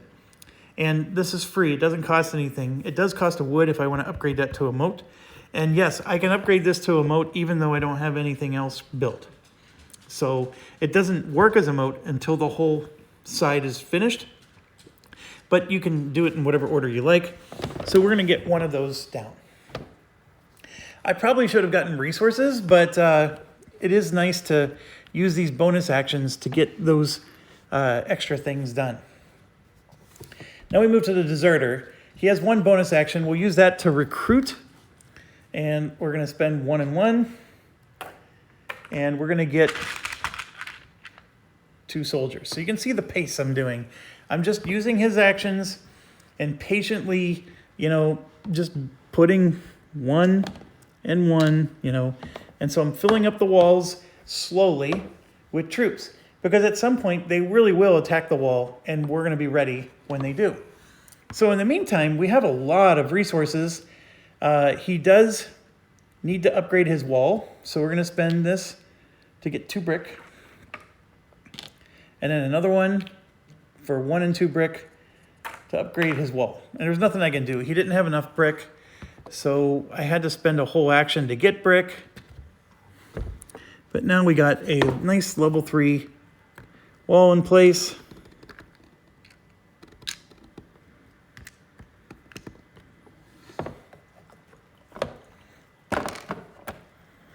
And boom. It's looking pretty sweet. Not like the shabby fence that we arrived with. And there's our little castle shaping up. All right, we got one more action. We actually have some decent resources, but like I said, I've been using these to recruit. And the reason I gave him gold is you can see as we get to these higher levels, it's going to be 1 iron and 1 gold. So he needs lots of iron to recruit, and he's going to need lots of gold as well. The free troop, the reason this guy rocks, it's not just a free action, but if I get a free troop, it's any troop. So if let's say I hire an arquebusier for 1 and 1, I get another one without having to pay the iron or the gold. So that's like getting free gold. That's the reason why he's such a good character. But I got one more, and you know what? I'll build the wall or the moat too. Now I could give resources to the pickpocket. So let's study that for a second. The workshop is 2, 2, and 2. He doesn't have enough brick to do the workshop. So I could gather more brick and then just hand it to the pickpocket instead of building the moat. And I actually will do that instead. I'm going to gather 2 brick, and then I'm going to give all 3 of his brick to the pickpocket. Yeah, that's what I'm going to do for my final action there. And then now we move to the pickpocket, who's the last to go. And for the bonus action, the pickpocket is going to spend 1 and 2 to upgrade the wall, because that's just the necessary work that needs to get done. And this is the final piece of the wall that hasn't been upgraded. So now we got ourselves a nice looking stone castle.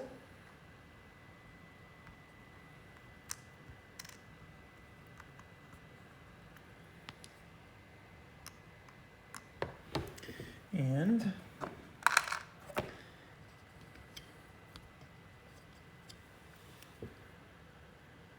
those go on like so. I feel like I'm missing. I have an extra 3 token. I feel like I'm missing something somewhere, but I don't think I am. Okay, so upgrades complete. Everybody's obligatory building is done for now. Now let's get that workshop built. So first action, let's build a workshop. So it's going to be 2. We determined it was 2, 2, and I'm just going to spend 1 iron. And we now have a workshop coming out. So the workshop is level 3. And it looks like this.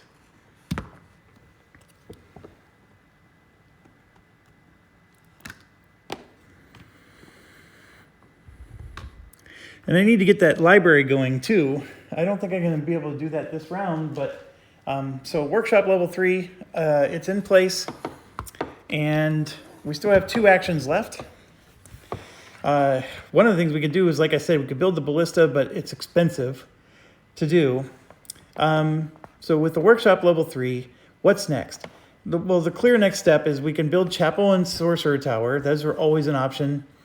But we need to probably get a library going. So I need, to get a level 4 library, I need 5 wood, 3 brick, 3 iron, and 1 gold.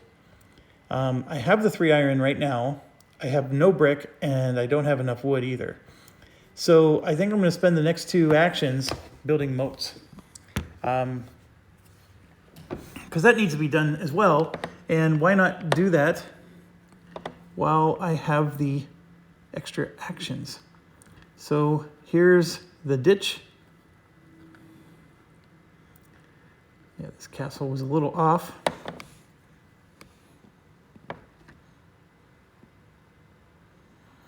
All right, so you can see the 2 ditches along the top there. Not complete yet until we get the northeast, northwest corners done, but I could have spent the turn gathering resources twice. So I would have gathered wood and brick, which would have allowed me to get in position to build that library. Yes, I could have done that, but the moat is one of those things where each person is responsible for their section, and so only she can spend those actions to build the moat. Somebody else can get resources and just give them to her.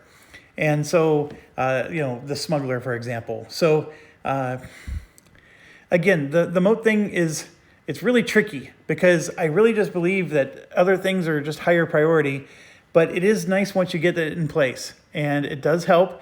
And at the very end game, you need it because you need all the help you can get. So anyways, that's where we're at. I'm in an hour and 42. We are going to do the boss battle next. So I need to take a break, but what I'm going to do is I'm just going to pause this video, and then I'll come back and we'll finish this in this exact video. I don't want to stop recording yet, so I'll be back. All right, I'm back, and let's get ready to do the boss round. So the boss is largely determined by whatever we roll here. So let's see what we get. I rolled a 2, so we're definitely getting a boss, and the 2 is the Forestman. So let's get ready there. All right, so first things first, the Forestmen at level 10 are going to drop 10 wood.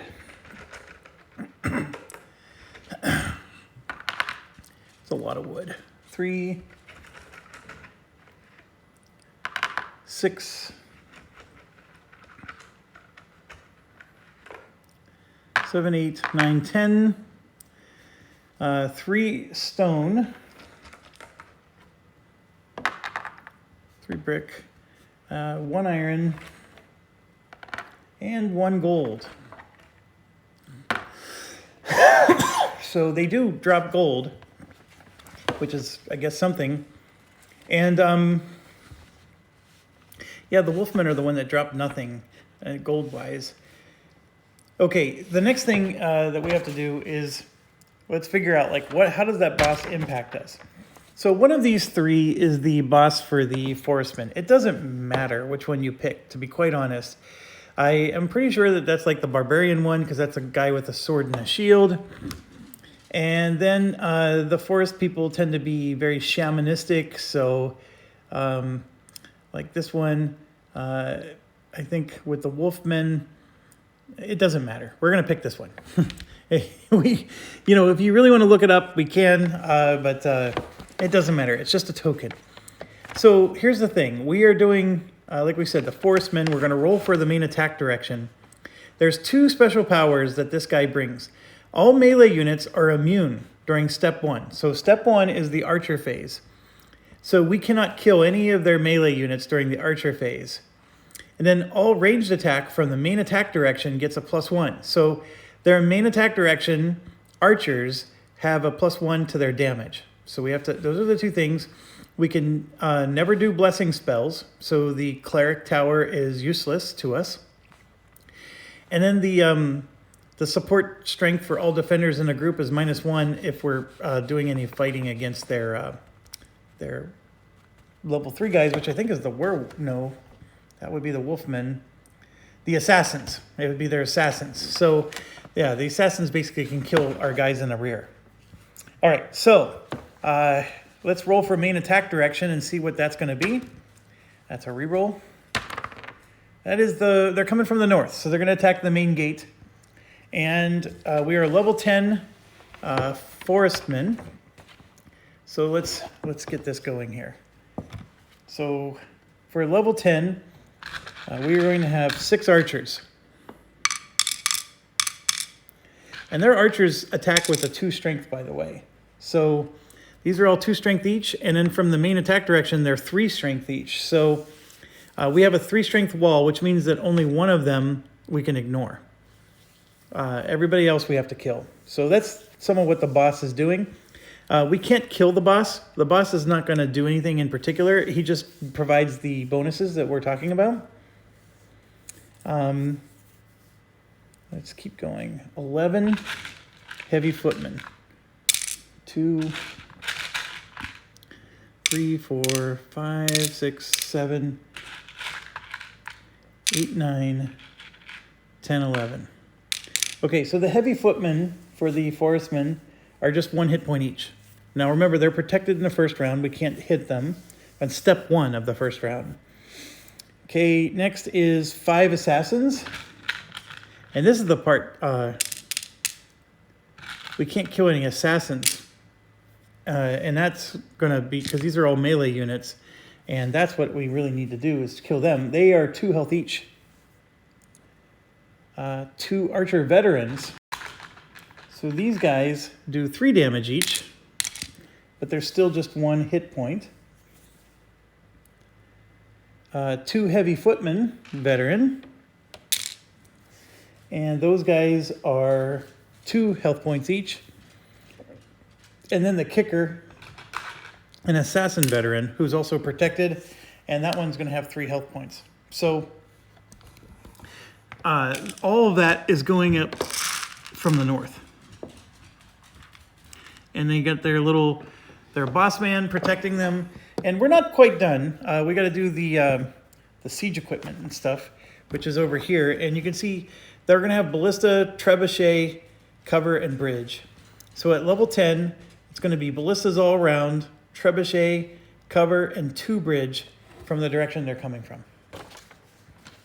So yeah, you might be wondering, like, why bother building the moat? These guys are the only ones that come with bridges. I guess everybody else just doesn't think about bridges very much. Well, actually, the barbarians have everything. That's their thing. They come with all the siege equipment. So a ballista in every direction. So I'm going to do that now. And then these guys come with a trebuchet, which is a new one.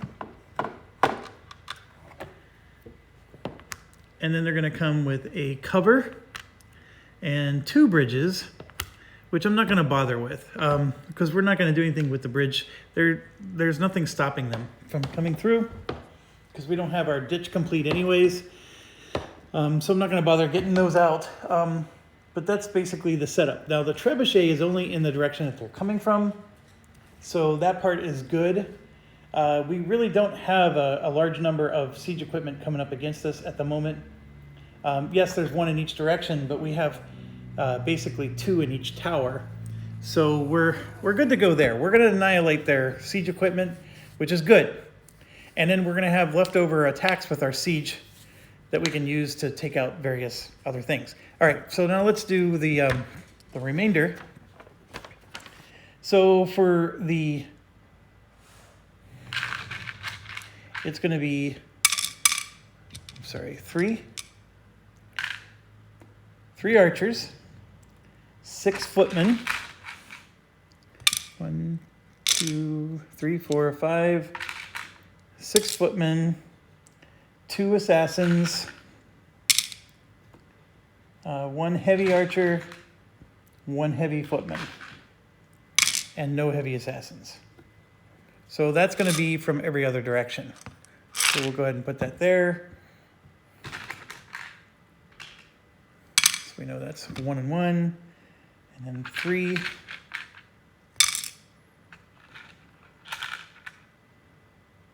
1, 2, 3, 4, 5, 6, and then 1, 1 and 1, 3, 1, 2, 3, 4, 5, 6. Okay, we already put out all the ballistas, so we're good to go. All right, so every direction has a decent fighting force. The main attack direction, of course, is our concern. The largest handicap we have, besides the fact that we can't use blessing spells, is that all melee units are immune during the archery phase. But during the siege phase and then the second archery phase, they're fair game. So we're going to have to sort of like make sure we take down their assassins and whatnot in the later stages. But we can go after their archer units in the early stage. So that's the big thing. And then any of their archers from the main attack direction gets a +1. So, so what does that mean? Well, these guys attack with a 2. This one attacks with a 3. So basically only one of them can be left alive. Because even if we left 2 alive, then it becomes a combined 4, etc. So I'm just going to shove 1 aside in each direction, because we can leave 1 alive. Even in the main attack direction, where they get a +1, we can still leave 1 alive.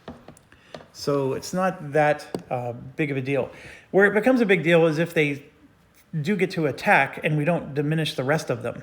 That's when it's a big deal, because like if in the main attack direction this guy gets to do 4 damage to us, that's a lot of dead units. Okay,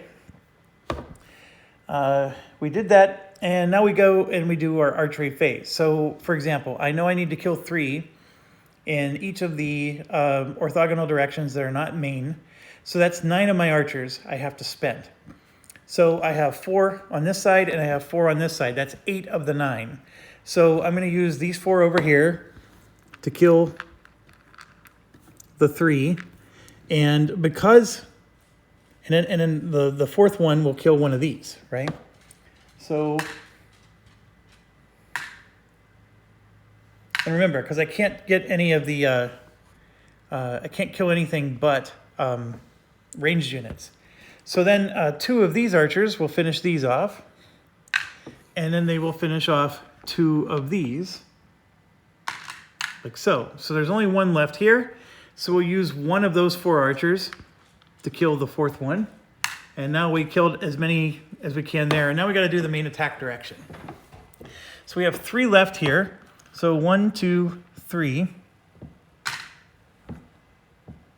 And then I still have all 4 of these guys. So 1, 2, 3, 4. But I just realized something. They have cover. And the cover has hit points that we have to remove. So the cover has 6 hit points. So I'm going to use 2 of these guys at 3 attack each to destroy the cover. And then we can resume our regularly scheduled programming. So these 4 guys can finish off those 4. And then now I still have 2 guys left. And there's nothing for me to necessarily kill. There are archers still alive, although they don't really do anything to us, but that's all I can kill. Because like I said, they melee are immune. So we can't target anybody else. So it caused us to waste 2 of our archer actions. Okay, so now their archer phase happens, and he's inert. Next we do the catapult, the siege phase. Okay, so I have 2 catapults in each corner. And remember, they get a 3 plus a die roll. So they're doing 3 damage. And now everybody's fair game. So I have 2 here that each have 3 health. So I don't need to roll. I'm going to kill 2, 1 from each corner catapult. Okay. And then I have this corner catapult here is going to kill 1. How did I have 2 down here?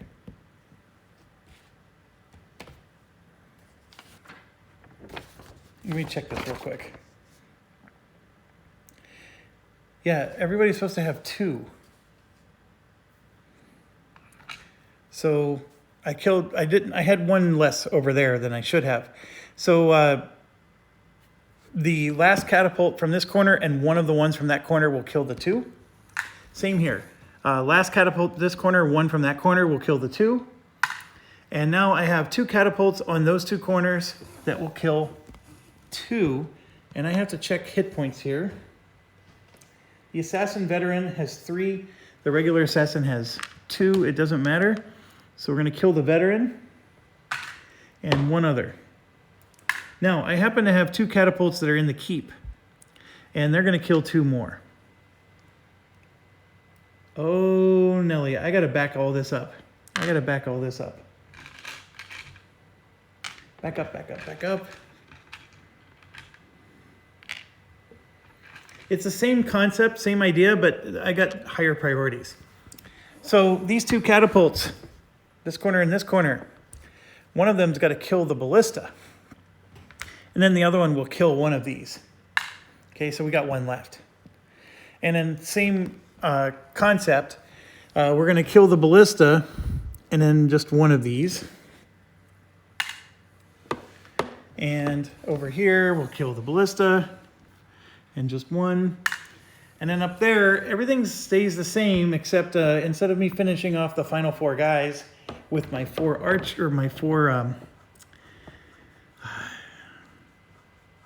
yeah, let me reset that.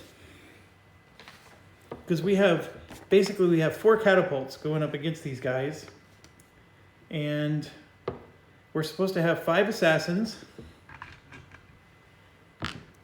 And 1 large assassin. I think this is actually working out fine, but I'm resetting it anyways just to make sure. All right, so we know that 1 of our catapults can kill this. The trebuchet has 5 health. So these catapults only do 3 damage, but the one in the keep gets a +2. So that's a 3 + 2, that's a 5 plus a die roll. So the one in the keep can destroy the trebuchet. All right, so now I have 1 left in the keep and 1 left on the tower. And yeah, that's the 2 that I just put back on. And so that's our situation at the end of the catapult phase. And they have no catapults left, so they don't get to counterattack. So now they move in all directions. They ignore the moat for now. And then I'm not going to bother picking those up. They're in. So we get another round of archery, and this is where we get to do our magic. So for example, on the south side here, I'm going to do 2 and 2. This guy only has 2 health, so one of the blue archers will kill him. So, and then we're going to kill 3 more. Whoops. We're going to kill him with a blue archer, and then 2 more. And then we have 3 that are set aside for the cauldron. I may have done too much here. I may need to retcon this a little bit. So now I have 2 left for this side. So I'm going to kill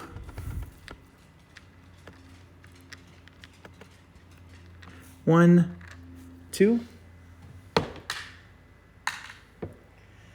And then I have 2 left on this side. And I'm going to kill 1, 2. And then I still have 8 for up here. So I can go 1, 2, 3, 4, 5, 6, 7, 8. And then I have the 4 in the middle. So I'm looking at my situation, and yeah, there's a lot of guys coming. So the 4 in the middle, I'm going to take out 3. So I have 2 here. I'll put 1 back, and I'll do 1 and 1 from those sides. So that's the 4. And yeah, our walls are getting attacked, or something close to it. So the south, I think we're okay. So we're going to do the cauldron here. And you can see that's a 2 and a 1. That's 3, and then the boulders would finish it off. So south is safe. And then I'm just going to take this off because he's useless. All right, now we're going to go to the east. Again, the boulders. You can see that's a 6, that's 3, and that's 3. I just did 6 damage. So I wiped out. And I said boulders. I meant to say cauldron. All right, so that was like not even a sweat-worthy challenge. And then this one is a 3 and a 1, so that's 4. And then, of course, the boulders will finish off the last one. Then up here is a 2 and a 2. That's 4. But now I'm going to use my mage spell to add another one. So I get a 1. And yes, they're going to line up to attack us. However, I have the paralyze or the blind spell, so I'm going to blind them. And that's not a cleric spell. Remember, we're not allowed to use cleric spells against these guys. So they're going to line up in their group like this, but we line up, we're going to have at least a group of 4. So it would be this guy in front, and then these 3 behind him. And then I have another group here, or I could just put him behind. It doesn't matter. Now I need to look up real quick. If I blind a group, can I still attack them? And I think I can, but let me just check. Okay, so here's how it works. If you blind a group, they don't. The result of the close combat is a draw, so you can't damage them. And then whenever it gets to the next round again, right? So we go back to the top, right? And we get to do archer attacks. The way the archer attacks work is if the archer did not participate in close combat, meaning that they're in the tower and not on the wall, then they get to fire, and they do get to kill these groups before we have to do melee combat again. So these guys are going to get annihilated by all my towers, my archers in all these towers. So they don't stand a chance. By blinding them, we prevented them from doing any damage to us at all. But let's play this out, because it's not often we get to do this. This would be a 2. And this is a 2, so that's 2, 4, 5, 6. I don't get to count this one because my group can only be size 4. That's 6, 7, 8, 9 against 3. 9 versus 3, folks. So even if I did do the combat, even if he rolled a 3, the best he can get is a 6. I'm already doing 3 damage to him. These guys were dead even if I didn't blind them. I just wanted to point all that out. So a little scary because that boss, prevented us from doing damage up front. But having all the catapults, having all the archers, you can see how it really pays off. I'm just flinging and firing and really preventing them from even coming close to taking on our walls. So like I said, that luck's going to run out. And they will overwhelm me eventually. But in these early rounds, it's buying me more time. And I don't have the moats and other stuff done, but it's buying me time. And like you saw, they had bridges. There were things they could have done to negate those moats. And so that's sort of why those are lower priority. And I know I've said this before, and it's worth repeating. Okay. So now we do Spoils of War, and we start with the Counterfritter. And gosh darn it, I don't even remember what we need to do. So we want to get the next level library going, which requires a lot of resources. So Counterfeiter is going to take a wood for sure. The Smuggler, what an interesting situation for him. He'll take a wood. The Deserter will take a wood. The Pickpocket will take a brick. And wood. Wood. We're going to do an iron. Then brick. Wood. Wood and wood. Brick. Wood. Wood and gold. That's how we're going to divide that out. And I need to end this because it's becoming a very long video. So thanks for watching. As always, stay awesome. We are halfway through the game. We're moving to round 11.